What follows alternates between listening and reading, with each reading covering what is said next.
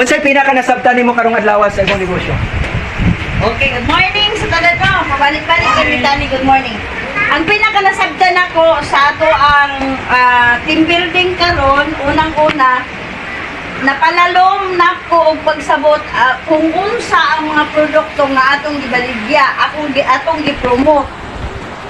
Kung unsa siya ka legit, kung unsa siya ka epektibo sa atong panglawas. Yes. Ikaduha, ang akong nasabtan po, kabahin sa financial, nindot kaayo siya kay mo-income ka sa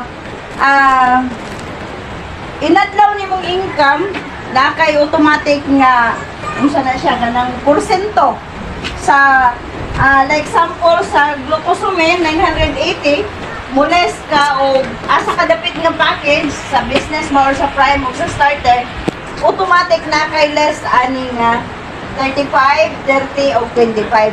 Oh.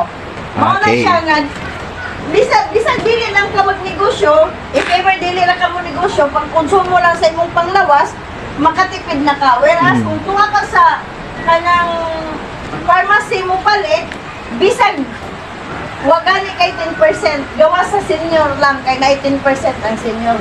Yeah. Mao nang giganahan ra pud kayo jud ko aning RDB, mo ni nakanindot sa ato ang company kay adlaw-adlaw mo income ka, labi na gyud kung maningkamot ka. Yes, yes, yes, Mahirap yes. ka ba?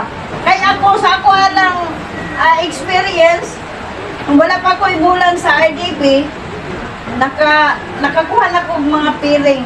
O, naana ko yung mga downlines nga. Dili lang kay, ang pinakamalas is duha. Ay, more than duha naman ko, wala pa man ko bulan.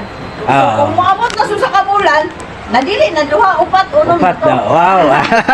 O, dinhi na po ko tama na. O, Wow. sa uban ako.